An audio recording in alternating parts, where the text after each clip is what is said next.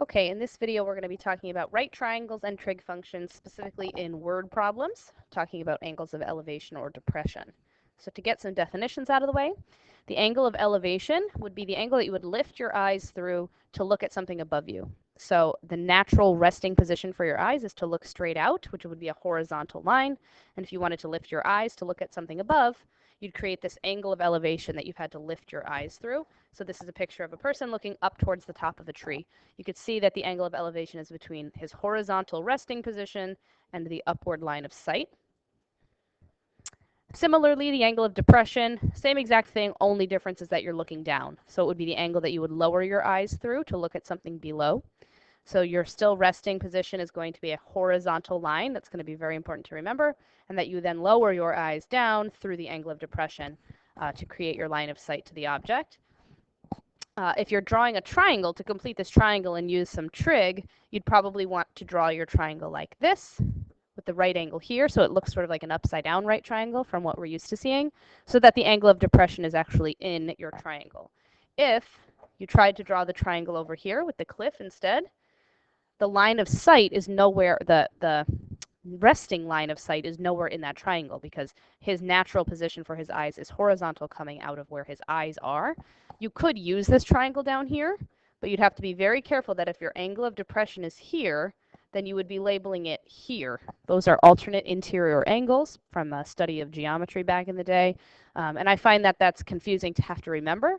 So the general guideline, which we'll write down here on the next slide, is if you don't want to think about it that much, you should just always put your angle of elevation or depression between the line of sight and the horizontal, never from the vertical. So if I go back a slide, the common mistake would be to put your angle of depression here, and that's not where the angle of depression is because that's not between a horizontal line and a hypotenuse. So you're going to want to always make your angle of elevation or depression, whatever it says in the story, between your line of sight, which is like the hypotenuse, and a horizontal, which would be the resting position from your eyes. If you always put it between a hypotenuse and horizontal, you'll have your triangle labeled correctly. So let's do a couple of examples. A scientist involved in forest management wants to measure the height of a tree without climbing it. So he is from a point 34.5 meters from the base of the tree. So here is our tree, and yes, you could just draw that as a vertical line. We're going to assume the tree is vertical. He's 34.5 meters away from the base of the tree. So here's the person. The scientist determines that the angle of elevation from horizontal ground to the top of the tree is 52.4. So he measures the angle right here from the ground using some sort of device rather than from his eyes, from the ground, to be 52.4 degrees. And what is the height of the tree approximate to the nearest tenth of a meter? So we are looking for this. And you can see why, if this is a right angle, we can use either sine, cosine, or tangent in order to find that missing side length. So we have to pick from SOHCAHTOA which trig ratio makes the most sense using the numbers that we have. It's based on an angle, the only given angle that we have, the given acute angle that we have. And we're looking for, from here, the opposite leg, and we are given the adjacent leg. Notice we're not given the hypotenuse, nor do we care about it, so we're not going to use sine, we're not going to use cosine. Those both require hypotenuse. We're going to use tangent. So we set up our tangent equation. Tan of, always an angle, equals opposite over adjacent. And then to solve for x, I just have to multiply both sides by 34.5. This is as much work as you need to show as well. You should show out the equation, show out your step for solving it, and then you go to a calculator to actually evaluate it. So just make sure your calculator is in degree mode. I can see that mine is up next to the battery indicator. I'm going to go to the wrong menu. So I added calculator page, go to trig to find your sine, cosine, and tangent. Here we're doing tangent. It was 52.4, and I'm multiplying it by 34.5 meters to figure out that the height of the tree is 44.8. Going to do 3 significant figures and also put units on that. 44.8. So x equals 44.8. And that is the height of the tree. Tricky part was, of course, drawing the picture, getting it all labeled correctly, making sure you have your right triangle drawn correctly. Another example from the top of a perpendicular cliff that's 93 meters high. All right, here's my 93-meter cliff. The angle of depression of a boat is 26.5. So there's the water down here at the bottom of the cliff and our boat. And the angle of depression down to the boat is 26.5 from the top of the cliff. This is where the labeling gets tricky. So the 26.5-degree angle, question mark there, does it go in here? And the answer is never. You never want to put an angle of depression or elevation between a vertical line and a hypotenuse. That is a very common mistake. Instead, you can still draw the hypotenuse just the way we did. That's the line of sight. But you're going to have to draw this line, a horizontal line coming out from the top of the cliff, and put the angle of depression in here and deal with this upside down triangle. Okay. With the right angle here. It's asking us to find how far is the boat from the foot of the cliff. So it is asking us to find this distance, but you should see that that's going to be the same as this distance.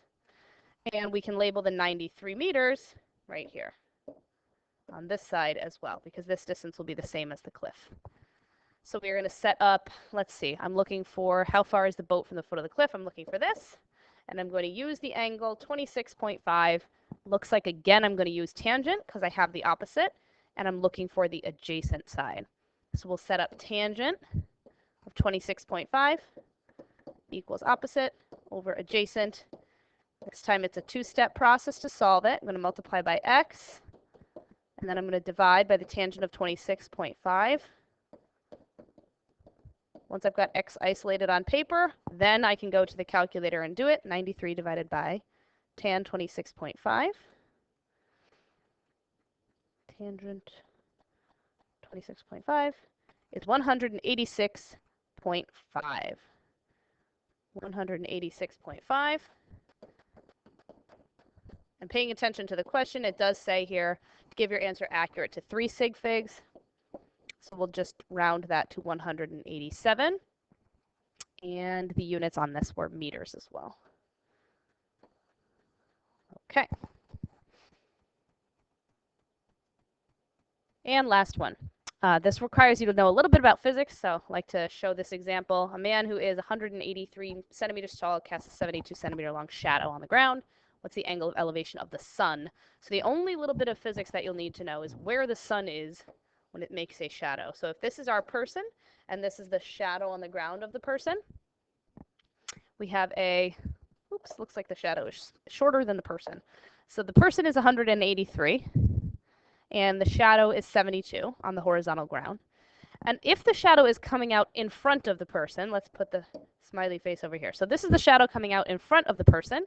It means that the sun must be behind this person's head and above, of course.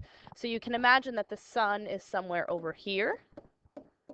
This is just important for labeling, that you know that little aspect of physics. And so when the ray of the sun comes down and hits the person, that's how it creates this shadow in front. So we've got this triangle going on, and we're looking for the angle of elevation of the sun.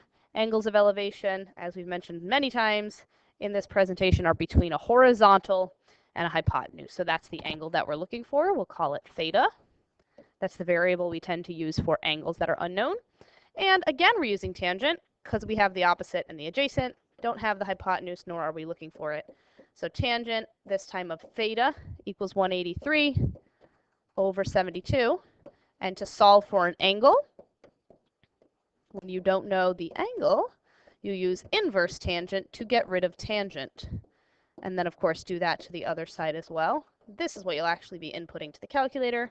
On this side, the tangent and the inverse tangent cancel each other out. So we go to our calculator and do inverse tangent of 183 over 72. Inverse tan 183 over 72. And it should give us a degree measurement 68.5. So theta equals 68.5 degrees. And that is all.